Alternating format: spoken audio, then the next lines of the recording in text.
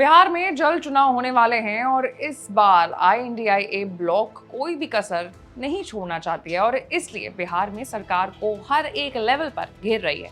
बड़े ही अच्छी तैयारी के साथ विपक्ष एनडीए को सवालों के कटघरे में खड़ा कर रही है, लेकिन फिर भी एनडीए ने ऐसा दांव खेल दिया है जिससे आगे विपक्ष के सारे पैंतरे फेल होते नजर आ रहे हैं। क्या पूरा मामला आज एक्सप्लेन बाय एबीपी लाइव में चर्चा उसी मुद्दे पर करेंगे। नमस्कार, मैं हूं आपके साथ आशीष सिंह आनंद।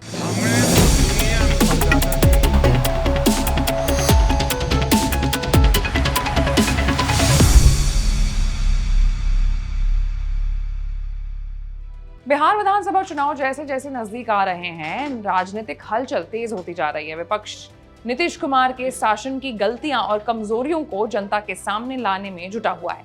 आरजेडी नेता तेजस्वी यादव तो उन्हें भ्रष्टाचार का भीष्म पितामह तक कह चुके हैं और लगातार क्राइम बुलेटिन जारी कर सरकार को कटघरे में खड़ा कर रहे हैं। तेजस्वी का आरोप है कि राज्य में सुशासन नहीं बल्कि महाजंगल राज का माहौल है। वो नीतीश कुमार की उम्र और स्वास्थ्य पर भी सवाल उठा करके उन्हें लाचार बताने से पीछे नहीं हटते हैं।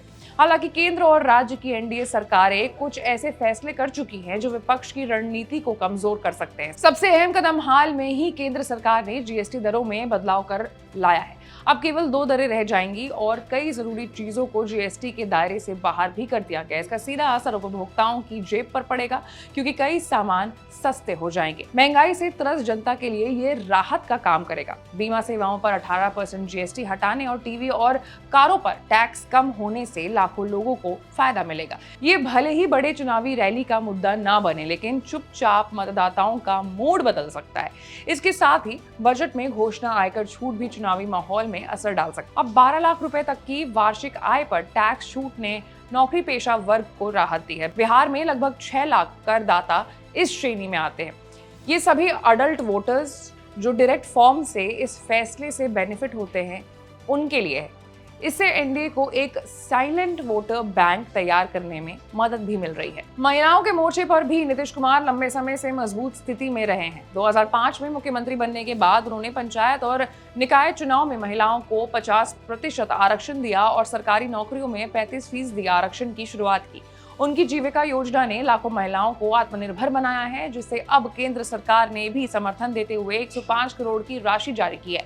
वर्तमान में बिहार में करीब 1.5 करोड़ महिलाएं इस योजना से जुड़ी हुई हैं। महागठबंधन ने महिलाओं को लुभाने के लिए 2500 रुपए मासिक आर्थिक मदद का वादा किया था।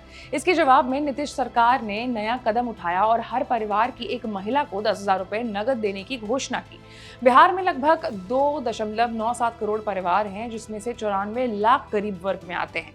अगर इस राशि का इस्तेमाल महिलाएं रोजगार खड़ा करने में करती हैं तो राज्य की आर्थिक तस्वीर बदल सकती है। फ्री बिजली का मुद्दा भी चुनावी समीकरण को प्रभावित कर रहा है। नीतीश सरकार की 125 यूनिट मुफ्त बिजली योजना से 1 करोड़ से ज्यादा उपभोक्ताओं को राहत मिली है। फ्रीबीज का ये फॉर्मूला दिल्ली और झारखंड जैसे राज्यों में पहले ही कारगर साबित हो चुका है। हालांकि नीतीश पहले मुफ्त योजनाओं के विरोधी थे, लेकिन उन्होंने समय की नजाकत को देखते हुए इसे लागू कर दिया है। सामाजिक सुरक्षा पेंशन भी अब 400 रुपए से बढ़ा करके 1100 रुपए कर दी गई है, जिससे करोड़ों लोगों को सीधा फायदा मिला है।